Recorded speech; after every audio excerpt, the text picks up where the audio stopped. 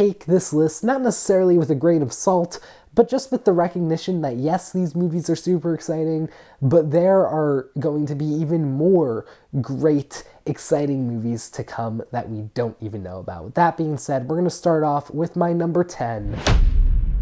I will be the first person to admit that Marvel has been very hit and miss lately, but the trailers for Captain America: Brave New World have been too promising for me to deny.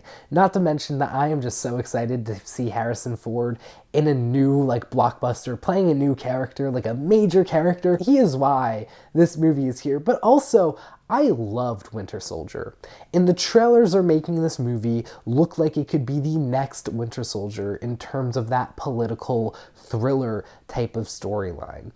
And if that is the case, this could totally end up being a top 20 movie of the year for me. So I'm gonna put it here at number 10, but because Marvel has been pretty finicky lately, I don't want to put too much faith in the film.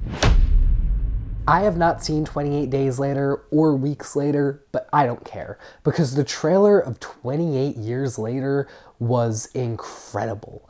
Just so thrilling.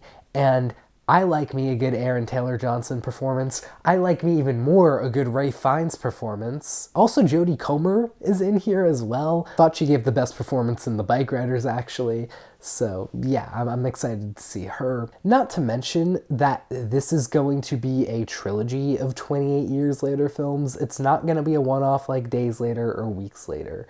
So I feel like that means that there must have been a really good trilogy script for Danny Boyle to be back on board for this. And I can't wait to just see that story be told. And that starts with this film. Despite its flaws, I really enjoyed Wicked from 2024, so I am still excited for Wicked for Good.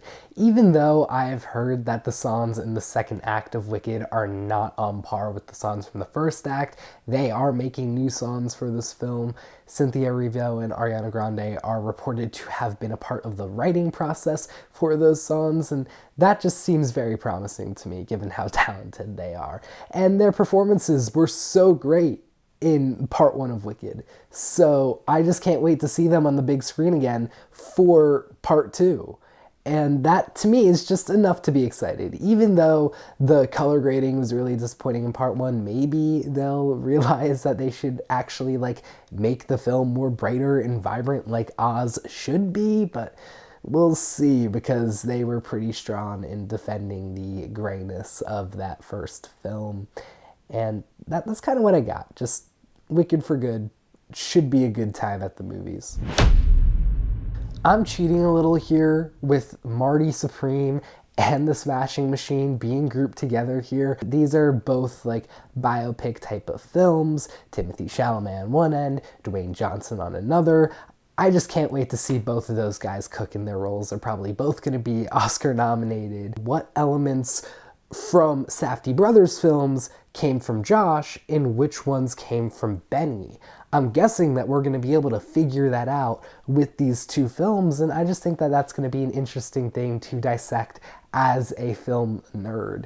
And just seeing the interviews that Timothée Chalamet has given, where he's been on this complete unknown press tour, but then can't stop talking about Marty Supreme, just that has made me so much more excited for the film.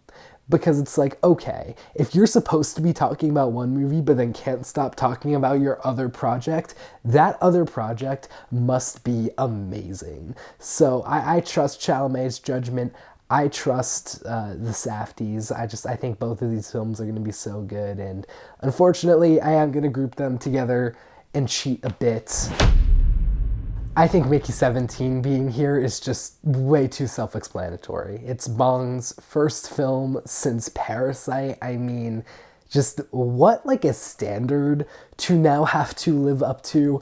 And yet this film feels like the complete opposite of what Parasite was, especially since it's now an English language film starring Robert Pattinson. Pattinson's accent just seems so fun. The whole plot of this film seems hysterical, and the entire cast is stacked. I can't wait. Really excited also that it got pushed up to March, although that didn't mean that Sinners got delayed to April. It's okay. We're going to see both of these films at some point anyways, and we'll be talking about Sinners soon as well. Joseph Kosinski, following the success of Top Gun Maverick up with F1, is a stroke of genius to me. Going from incredible high-flying jet cinematography to what will probably be incredible just speed racing, like Formula One type of cinematography. Awesome. I'm so excited that he is obviously like just really into vehicle filmmaking. I expect to see some of the most incredible racing scenes just put to the big screen.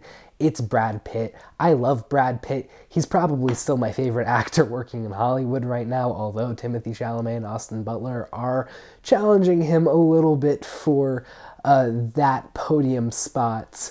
I can't wait for this film. And the trailer with We Will Rock You, perfect. Just, yeah, it's going to be great. I think it's going to be so fun. When I put this list together, I was a little surprised that Superman actually didn't end up going higher for me, but I still feel good about its spot here at number 4. It's the first film in James Gunn's DCU, which is so exciting to me. I mean, Creature Commandos, I think, has been really solid. So now we get to see a film for this universe. And I think Gunn just loves comics, and I think he really knows his stuff. And the trailer was really promising. Some of the cinematography there was really blowing me away. I think he's just really a comic book movie making genius. And as long as this movie is not overly comedic, I think it's going to be an absolute hit. I trust James Gunn really with everything I have, and that will not change unless this film is like just too comedic and I can't take it seriously. But I think he has the chops to make a solid dramatic film. We saw that in Guardians of the Galaxy 3, which was by far the most dramatic and dour of the Guardians films, and I think that really worked. Last year in January, I saw an incredible action film directed by David Ayer and starring Jason Statham called The Beekeeper. And I just fell in love with it. I don't think it's like a 5-star movie or anything. I was honest, I gave it a 3.5, but it is still a top 4 favorite for me on Letterboxd, regardless of that. I love a good, trashy action movie, and Ayer and Statham together just made one of the best kinds of movies in that genre for me. And now they are back together making another one. I guess it's another one of those called A Working Man. I know absolutely nothing about this film, aside from that it's Jason Statham and David Ayer, but also this movie is coming out on my birthday. How can I not be so excited for this movie? I don't care that it is just a trashy action movie that is probably just going to be 3 to 3.5 stars, and that's going to be it. It is Jason Statham and David Ayer. It is A Working Man. I am going to be there on day one. I love a good Ryan Coogler movie, and he has not made a non-IP based movie since like his directorial debut, Fruitvale Station. But now here we are, he's back with Michael B. Jordan making Sinners. Looks to be a horror film, maybe has something to do with vampires. Trailer gave like nothing away. I'm so here for that. I think Ryan Coogler is one of the best directors working in Hollywood right now, and unless this movie turns out to be terrible, nothing is going to change my mind about that. I am so here for Coogler getting his chance to make like his own movie that's not just some IP schlock. Even though IP schlock for him is still great. Like, I can't wait to see what he does here. And I think Sinners is probably going to be amazing and one of the best movies of the year. Is that like a crazy high expectation to have? Yes, but we're talking about Ryan Coogler here. This is not like your average Joe Schmo, okay? I feel like I am going with like the basic number one picks on these top tens, because for my best movies of last year, I had Dune 2, felt like the basic pick. I feel like Mission Impossible right now is the basic like number one anticipated movie pick, but just how can it not be? I haven't even seen all the Mission Impossible films. I will before this comes out.